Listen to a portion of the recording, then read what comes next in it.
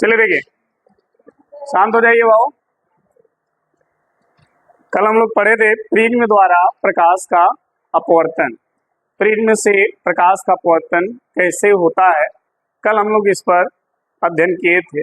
आज हम बात करेंगे प्रिज्म का विचलन कोण। ठीक है, उस विचलन कोण का मान कितना होगा। फिर हम बात करेंगे अल्पतम विचलन कोण क्या होता है।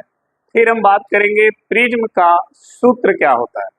आज इन तीन टॉपिक पे हम लोग चर्चा करेंगे प्रिज्म को लेकर के। ठीक है, तो कल जो डायग्राम बनाया गया था उस डायग्राम को एक बार पुनः देखिए। आपने बना लिया है तो आप मत बनाइएगा, बस आप ध्यान से देखिएगा। ये एक प्रिज्म है ए बी सी। उस प्रिज्म पर आपने देखा होगा एक प्रकाश की किरण जो है ऐसे आपतित हो रही है। ये प्रकाश किरण है जो प्रिज्म के अपवर्तक सतह AB पर आपतित हो रही है। जिस पॉइंट पर ये किरण आपतित हो रही है उस पॉइंट पर इस अपवर्तक सतह के लंबवत एक रेखा ऐसे खींचेंगे, एक लंब डाल देंगे। ठीक है, जब लंब डालेंगे तो ये हो जाएगा प्रकाश किरण का आपतन कोण। यह जो है प्रकाश किरण का आपतन कोण कहलाएगा और इसे हम प्रदर्शित करेंगे किससे, I से। कहाँ हो गया जी, चलो बैठ जाओ। ठीक है, तो ये आपतन कोण हो गया। आप सभी को पता है कि यहाँ इसके बाद ये प्रकाश किरण दूसरे माध्यम में जा रही है जो कि सघन माध्यम है। तो इसको जाने का सीधा रास्ता ये है, ऐसे जाएगी, लेकिन ये ऐसे न जाकर के क्या करेगी, अभिलंब की ओर झुक जाएगी। ठीक है, और देखना यह है कि अभिलंब ये है तो इसके तरफ जब झुकेगी तो ये किरण ऐसे चली जाएगी। ठीक है, तो इस पॉइंट पर ये हो जाती है अपवर्तित किरण, यानी प्रकाश का एक बार अपवर्तन इस पॉइंट पर हो जाता है। ठीक है, और इस पॉइंट पर प्रकाश का आपतित किरण है I, और जो अपवर्तित किरण होगा प्रकाश का वो ये होगा ये, क्योंकि अपवर्तित किरण अभिलंब के साथ जो कोण बनाती है वही अपवर्तन कोण कहलाता है। तो अपवर्तित किरण ये है और ये अभिलंब है, तो इसके साथ यही कोण बन रहा है, तो इसको हम बोलते हैं अपवर्तन कोण R1 लिख देते हैं। ठीक है, अब देखिए ये अपवर्तित किरण यहां से अब इस पृष्ठ पर आ रही है, अपवर्तक पृष्ठ AC पर, और AC के इस पॉइंट पर ये टकरा रही है। फिर यहां से ये किरण दूसरे माध्यम में प्रवेश करेगी, और दूसरा माध्यम क्या है, विरल, यानी हम विरल माध्यम में सघन से विरल में आएगी, तो फिर इसका अपवर्तन होगा। अपवर्तन जानने के लिए हम जहां पर ये किरण आपतित हो रही है वहीं पर इस पृष्ठ के लंबवत एक रेखा खींचेंगे। मान लीजिए वो रेखा ये है। ठीक है, तो अब ये किरण जब दूसरे माध्यम में आएगी तो अभिलंब से दूर हटेगी, क्योंकि विरल माध्यम में अपवर्तित किरण माध्यम अभिलंब से दूर हटती है। तो जाने का इसका अगर देखा जाए तो सीधा रास्ता ये है, लेकिन नहीं जाएगी, ये अभिलंब से दूर हटकर ऐसे चली जाएगी। ठीक है, इस तरह से। और इस किरण को हम कौन सी किरण कहते हैं, निर्गत किरण, क्योंकि ये प्रिज्म से बाहर निकल गई तो ये निर्गत किरण है।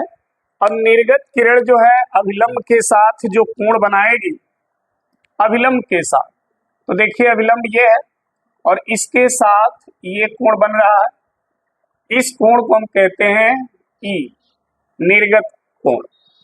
जैसे ये आपतित किरण है तो अभिलंब के साथ जो कोण बनाई आपतन कोण, उसी तरह से प्रिज्म से बाहर निकल रही है निर्गत किरण, तो निर्गत किरण अभिलंब के साथ जो कोण बनाएगी उसे निर्गत कोण और उसे I से प्रदर्शित करते हैं।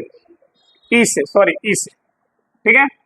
आपतित किरण को आगे की तरफ और निर्गत किरण को पीछे की तरफ, इस किरण को पीछे की तरफ सीधा बढ़ाएं ऐसे, तो ये दोनों किरणें यहां पर काट रही है एक दूसरे को, ठीक है।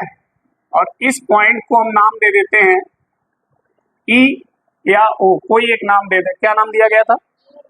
ओ दिया गया थी, ई दिया गया था, तो ये पॉइंट हो गया ई, तो ये हो जाएगा ओ, ठीक है। अब यहां पर देखिए ये कोण बन रहा है, इसी कोण को कहते हैं विचलन कोण, कुल विचलन कोण, ठीक है।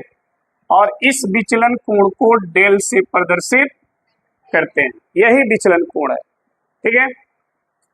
अब देखिए ये जो किरण आपतित किरण जा रही थी उसको जाने का रास्ता ये था, लेकिन ये अपने मार्ग से इतना विचलित हुई तो इस किरण का विचलन कोण ये बना, और इस विचलन कोण को हम लिखते हैं डेल वन, ठीक। अच्छा यहां पर देखिए, यहां पर ये किरण सीधे ऐसे जा रही थी, लेकिन ये अपने मार्ग से इतना विचलित हुई, इतना, तो जितना कोण ये बनेगा उतना कोण ये भी बनेगा ज्यामिति के अनुसार, तो इसको हमने मान लिया डेल टू। समझ में आ गई बात? यानी इस किरण का विचलन कोण कितना है और निर्गत किरण का विचलन कोण, और दोनों कोणों का योग कुल विचलन कोण डेल्टा के बराबर होगा, ठीक है। तो अगर कुल विचलन कोण आपको निकालना है तो आपको डेल बराबर del one plus del two करना पड़ेगा, ठीक है। तो अब हेडिंग लगाएंगे आज का विचलन कोण की गणना। विचलन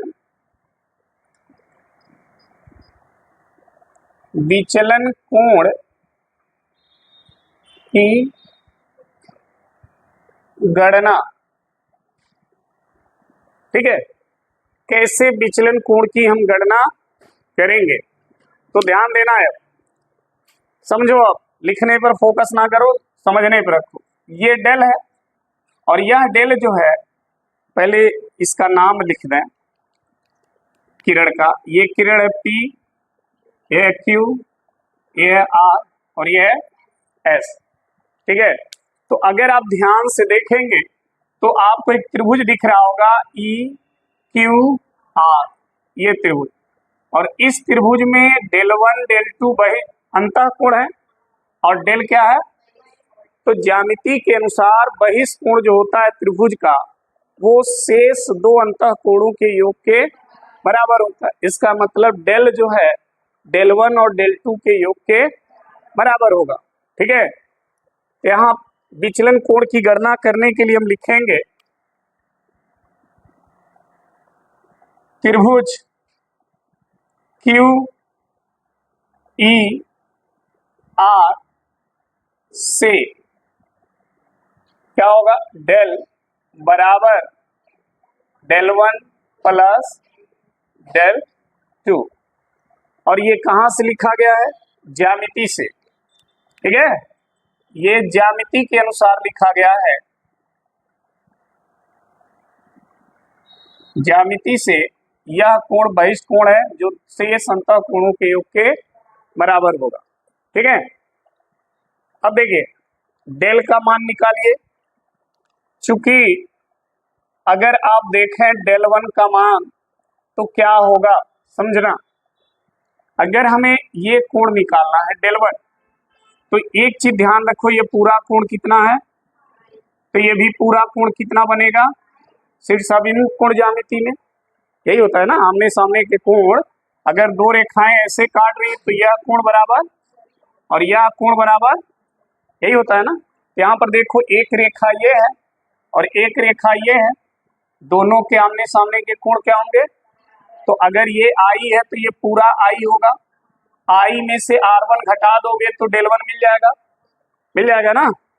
तो डेल वन बराबर क्या लिख सकते हैं, I माइनस R1 लिख सकते हैं ना, बताना, ये लिख सकते हैं, ये लिख सकते हैं डेल वन बराबर I माइनस R1, क्योंकि देखो जितना बड़ा ये कोण है उतना बड़ा ये भी कोण बनेगा पूरा, और इस पूरे में से एक भाग R1 है, ठीक है, तो दूसरा भाग निकल जाएगा क्योंकि ये पूरा कोण I है और इसी के बराबर ये भी पूरा कोण I हुआ। अब I में से एक भाग R1 निकल गया तो बचा भाग कौन होगा, del1, तो del1 बराबर हो जाएगा I माइनस R1 और ये बन गया इक्वेशन फर्स्ट, ठीक है। इसी प्रकार से अगर हम del2 निकाला, यहां देखो, अब ये किरण जब यहाँ पे टकरा रही है तो ये आपतन कोण बनेगा, बनेगा ना, क्या यह कोण इसके बराबर होगा, कभी नहीं, यह कोण इसके बराबर नहीं होगा, तो इस कोण को हम लिख देते हैं R2, क्या लिख देते हैं, R2, यानी इस पॉइंट पर ये आपतन कोण है और ये निर्गत कोण है, इस पॉइंट पर ये आपतन कोण है और ये अपवर्तन कोण है, ठीक है।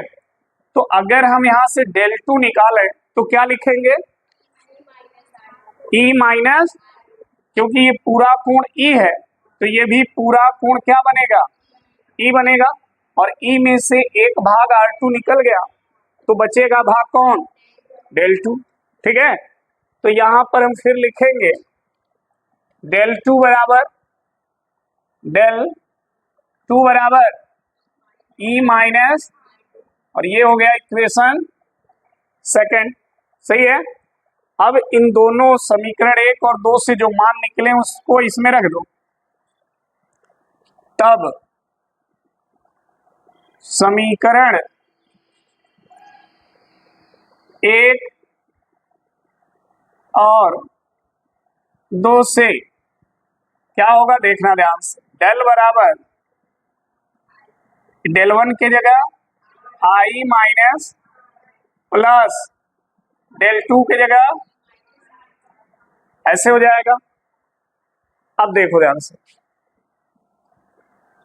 I और E को एक साथ लिख लो, I प्लस, और इन दोनों का चिन्ह माइनस है, माइनस कॉमन लेकर इन दोनों को एक साथ लिख दो, ऐसे बना, और इसको कोई नाम दे दो, समीकरण 3, समीकरण 3। अब ध्यान से सुनना हमारी बात यह है कि अगर हम ये कहें कि यह कोण देखिए ध्यान से, त्रिभुज QOR, ये त्रिभुज बना और त्रिभुज के तीनों कोणों का योग कितना होता है, 180, चाहे कोई भी त्रिभुज हो उसके तीनों कोणों का योग 180 होता है। यहां लिखेंगे त्रिभुज QOR से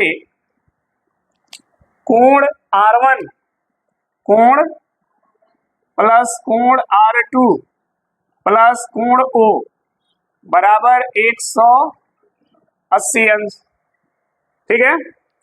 अब देखना इधर, कोण A प्लस कोण O, अगर हम देखें तो ये एक चक्रीय चतुर्भुज है, AQOR चतुर्भुज लिखा, तो फिर लिखेंगे चतुर्भुज AQOR से, इस चतुर्भुज से कोई भी चतुर्भुज अगर है, ठीक है, और वो चक्रीय चतुर्भुज है, चक्रीय का मतलब उनके चारों शीर्षों से एक वृत्त खींचा जाता है, चारों शीर्षों को मिलाकर अगर एक वृत्त बन रहा है तो उस चतुर्भुज को हम चक्रीय चतुर्भुज कहते हैं। और चक्रीय चतुर्भुज में आमने सामने के कोणों का योग 180 होता है, आमने सामने जो कोण है ना उनका योग 180 होगा, ये तो फिक्स है। अगर ऐसे भी अगर आपको नहीं पता है तो फिर देख लीजिए, पहले कोण A देखिए, कोण A धन कोण Q, और कोण Q ये कितना बनेगा 90 डिग्री, क्योंकि ये देखो लंब है ना, भाई कितना बनेगा, तो कोण Q हो गया 90 प्लस कोण O प्लस कोण R भी देखो कितना बनेगा 90, ये भी हो गया 90, और चारों कोणों का योग होता है 300। देखो 90 और 90 180 उधर ले जाओ तो इधर बचेगा कोण ए प्लस कोण ओ, और ये 180 उधर गया तो 360 माइनस 100 कितना आया? वही तो मैं बोल रहा था कि आमने सामने के कोणों का योग जो होता है 180 होता है। देखो हो गया जी। अब इसको और इसको देखो, इसको एक समीकरण नाम दे दें ए और इसको नाम दे दें बी, और यहां लिखेंगे समीकरण ए व बी से दोनों का राइट साइड देखो 180 है तो लेफ्ट साइड आपस में बराबर होंगे। इसका मतलब जो R1 plus R2 plus O बराबर होगा A प्लस O। ठीक है, ये O है, ध्यान रखना। अब देखो दोनों तरफ से O और O क्या होगा? कट जाएगा, तो बचा R1 प्लस R2 बराबर क्या? A। बचा R1 प्लस R2 बराबर A। अब R1 प्लस R2 का मान A आ गया, इसको कोई नाम दे देते हैं समीकरण 4। देखो यह R1 प्लस R2 का मान जो A है उसको समीकरण 3 में रख दो तो क्या मिलेगा? देखो समीकरण 4 से समीकरण 4 से R1 प्लस R2 बराबर A समीकरण 3 में क्या करें? रख दे। तो रखने पर, तो जब 3 में इनको रखेंगे तो समीकरण 3 आपको कैसा दिखेगा? देखो डेल बराबर I प्लस ई माइनस ए, ये हो जाएगा ना। तो ये हो गया विचलन कोण, ये विचलन कोण का सूत्र हो गया।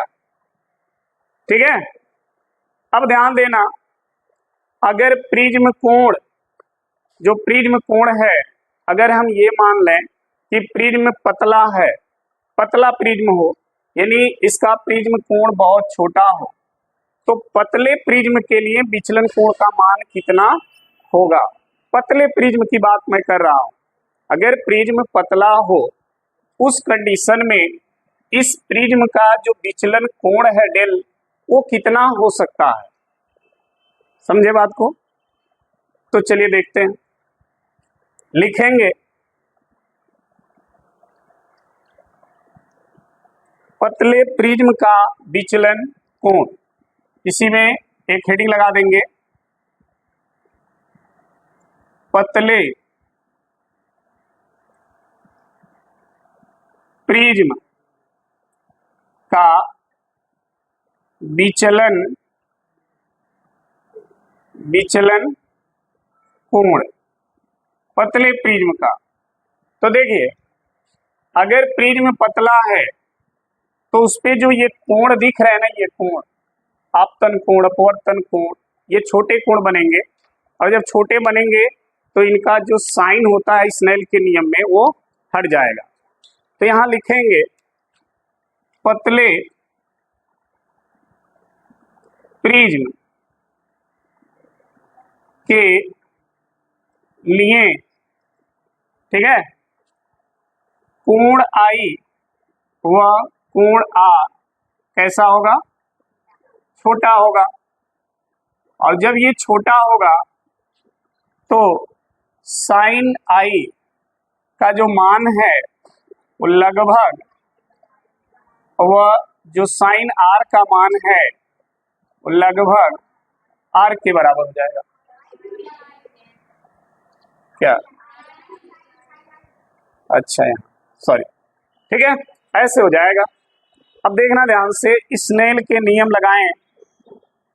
स्नेल के नियम से अगर हम बात करें तो स्नेल का नियम क्या कहता है, y के सापेक्ष कांच का, यही होगा ना। तो हम इसको लिख देते हैं म्यू। क्या लिख देते हैं, जब हवा के सापेक्ष किसी माध्यम का अपवर्तनांक निकाला जाता है तो आप यहाँ ए अपवर्तनांक जी लिखें या ना लिखें, ध्यान रखना ये लिखा कब जाता है, जब दोनों माध्यम दिए गए हों तब। अगर हवा के सापेक्ष कांच का, जल का, हीरा का अपवर्तनांक निकाल रहे हैं तो आप यहाँ पर ए म्यू जी लिखें या ना लिखें, ठीक है। तो इसको म्यू बराबर हो जाएगा साइन आई बटा साइन आर। समझ में आई बात? अच्छा, यहां से साइन हट जाएगा तो इसको हम लिख सकते हैं म्यू बराबर आई बटा, लेकिन ये R1 है, देखिए R नहीं है, क्या है, तो ये क्या हो जाएगा R1, ठीक। तो R1 का इधर गुणा कर दीजिए, तो I बराबर क्या मिलेगा आपको, I बराबर मिलेगा म्यू इंटू R1। समझ में आ गई बात? इसी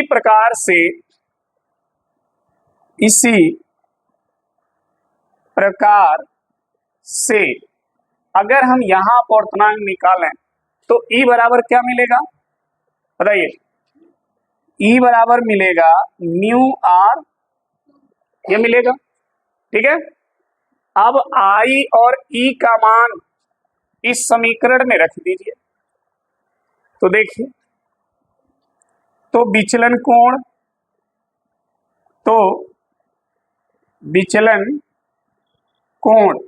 कितना हो जाएगा, I का मान कितना आया जी, देखो म्यू R1, तो I के जगह लिखो म्यू प्लस E के जगह म्यू और माइनस ए, यही है ना। अब देखना ध्यान से, म्यू कॉमन हो जाएगा ना, तो ये हो जाएगा R1 प्लस माइनस, और R1 प्लस R2 किसके बराबर है, तो यहाँ ए लिख दो, तो ये हो जाएगा mu A minus A common हो जाएगा, तो डेल बराबर हो जाएगा म्यू माइनस 1 इंटू ए। तो पतले प्रिज्म की जब भी बात आएगी तो विचलन कोण के लिए ये फॉर्मूला आप इस्तेमाल करेंगे। अगर उस तरह कोई भी प्रिज्म होगा तो विचलन कोण के लिए ये फॉर्मूला इस्तेमाल होगा, ठीक है। समझ में आ गई बात, नोट कर लीजिए। चलिए ध्यान से सुन लीजिए हमारी बात। अगर क्वेश्चन आता है पतले प्रिज्म के लिए विचलन कोण की गणना कीजिए, तो आप यहां से यहां तक करेंगे, ठीक, और ये हेडिंग नहीं डालेंगे।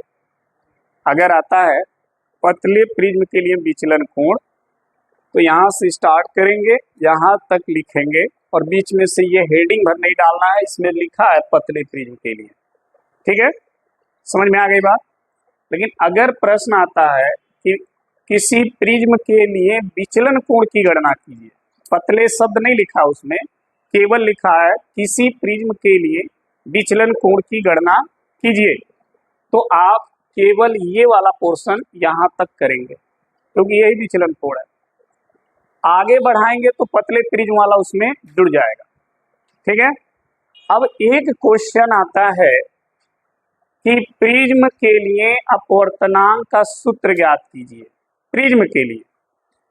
तब जब अगर ये आ जाता है कि प्रिज्म के अपवर्तनांक के सूत्र का निगमन कीजिए, तब आपको ध्यान रखना है ये वाला पोर्शन करना है यहां तक, ये वाला नहीं करना है आपको, ये तो पतले प्रिज्म में चला जाएगा, तो ये नहीं करना है, यहां तक करना है, और उसके बाद अब जो हम बताने जा रहे हैं वो करना, ठीक है। इसलिए सब पार्ट वाइज हमने करा दिया है। अब देखिए ये वाला पोर्शन हम यहां से इरेज कर दे रहे हैं क्योंकि इसका उसमें कोई रोल नहीं है, ये केवल तब यूज होगा जब प्रिज्म पतला होगा। प्रिज्म के सूत्र में इस भाग का कोई रोल नहीं है, ठीक है। अब यहां से एक हेडिंग छोटा सा लगाएंगे, प्रिज्म के अपवर्तनांक का सूत्र, ठीक है, या प्रिज्म का सूत्र ये भी लिखा जाता है। तो ध्यान रखिएगा, प्रिज्म के जब अपवर्तनांक के सूत्र को निगमन करना हो तो यहां तक तो करेंगे, उसके बाद क्या लिखना है आपको, वो हेडिंग नहीं डालेंगे आप, ये जो लिखेंगे वो लिख देना है। क्या चीज? हाँ हाँ, ये नहीं लिखना, ये तो क्वेश्चन में रहेगा। आप ऐसे लिखते यहां तक आएंगे, उसके बाद ये वाला पोर्शन लिखना है, पतले प्रिज्म वाला पोर्शन नहीं लिखना। समझ में आ गई बात? अब देख, हाँ, जब पतला प्रिज्म की बात करेगा तब इसको भी लिखना है यहां तक, और फिर ये वाला हेडिंग नहीं लिखना है, जो पतले प्रिज्म वाला वो लिखना है, ठीक है। अब देखो ध्यान से, जब हम प्रिज्म के अपवर्तनांक की बात करेंगे तो पतले प्रिज्म में जो भी चीजें आपने लिखा ना वो इसमें कहीं इन्वॉल्व नहीं होगा, इसलिए उसको यहां में लिखने की कोई जरूरत नहीं है, ठीक है। अब देखो, एक पॉइंट आता है अल्पतम विचलन। अल्पतम विचलन, अल्प का मतलब होता है कम से कम, और विचलन का मतलब होता है अपने मार्ग से विचलित। तो कम से कम विचलित होना किस बात पर निर्भर करता है? आपतन कोण पर। किस पर? आपतन कोण पर। आपतन कोण का मान जितना ज्यादा होगा, ठीक है, विचलन कोण का मान उतना ही कम होगा, ठीक है। तो अल्पतम विचलन की स्थिति में, अल्पतम विचलन की स्थिति में अगर प्रिज्म के अपवर्तनांक का सूत्र है ना, ये लिखिए, ये वाला लिखिएगा, हेडिंग ना लिखिएगा, ठीक है, ये तो प्रश्न में रहेगा। ये लिखना, अल्पतम विचलन के स्थिति में, अल्पतम विचलन के स्थिति में जो विचलन कोण है वो कौन है? डेल है, डेल है ना। और जब अल्पतम विचलन होगा तो डेल को हम क्या लिखेंगे? Del M. M for minimum, minimum मतलब कम से कम। तो जो डेल विचलन है वो अल्पतम विचलन हो जाएगा। कब? जब अल्पतम विचलन की स्थिति होगी। और इस स्थिति में और क्या होता है? इस स्थिति में जो आपतन कोण है वो निर्गत कोण के बराबर हो जाता है, आई और ई दोनों बराबर हो जाते हैं। जो R1 और R2 हैं वो भी बराबर हो जाते हैं, किसके? R के। जब अल्पतम विचलन की स्थिति आएगी तो डेल डेल एम के बराबर हो जाएगा, आई ई के बराबर हो जाएगा, R1 R2 आपस में बराबर हो जाएंगे R के। समझ में आ गई बात? क्लियर है ना? अब देखो, अब समीकरण 4, देखिए आ गया ना इस समीकरण की बात इसमें, इसलिए हमने कहा उसको लिखना पड़ेगा। समीकरण 4 से अगर आप देखो तो R1 R2 की जगह आप क्या लिख सकते हो? दोनों बराबर हैं, तो इसके जगह लिख दो R प्लस R बराबर, तो 2R बराबर, तो R बराबर A/2 आ जाएगा, आएगा ना? अच्छा, फिर देखो आगे, इसके आगे समीकरण, अगर हम 5 से बात करें, 5 से, तो समीकरण 5 में ध्यान रखना, डेल है, डेल की जगह डेल एम रख देंगे, बराबर आई और ई दोनों बराबर है, तो ई के जगह भी हम क्या लिख सकते हैं? आई माइनस ए, आई आई डेल ये को इधर भेज दो तो प्लस हो जाएगा ये, और इधर हो जाएगा 2, तो आई बराबर जब निकालोगे, आई बराबर तो क्या आएगा? Del M plus A/2। देखिए यहां से आपको अपवर्तन कोण निकल जाएगा और यहां से आपको आपतन कोण, अगर किसी प्रिज्म का कोण दिया हो और आपसे पूछा जाए अपवर्तन कोण बताइए, तो प्रिज्म कोण का आधा कर दीजिए, अपवर्तन कोण निकल जाएगा। ठीक है। और यदि प्रिज्म कोण दिया है, अल्पतम विचलन की स्थिति दी है, अल्पतम विचलन कोण दिया है और आपतन कोण पूछ रहा है, तो डायरेक्ट ये फार्मूला लगा दो, आई निकल जाए। हमें निकालना है प्रिज्म के अपवर्तन का सूत्र, यही निकालना है ना।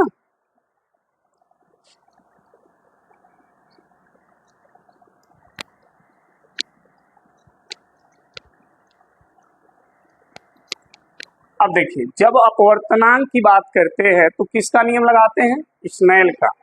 तो देखिए, प्रिज्म के अपवर्तनांक के लिए स्नेल के सूत्र से, स्नेल का सूत्र है म्यू बराबर साइन बटे, यही है, म्यू बराबर साइन आई की वैल्यू डेल एम प्लस ए बटा 2 बटे साइन आर का मान, यही प्रिज्म के अपवर्तनांक का सूत्र है। 10th में पढ़े होंगे आप, आपको याद आ रहा होगा। 10th में यही सूत्र डायरेक्ट लिखा दिया जाता था। यहाँ पर ये सूत्र कैसे आया है, यहाँ पर इसको प्रूफ किया गया है। ठीक है। और वहां पर हमको याद है, वहां एक ही न्यूमेरिकल था सिर्फ इस सूत्र पे, लेकिन यहाँ कई न्यूमेरिकल मिलेंगे आपको इस सूत्र पे। तो ये प्रिज्म के अपवर्तनांक का सूत्र ऐसे आप निकालेंगे। समझ में आ गई बात? अब नोट कर लीजिए।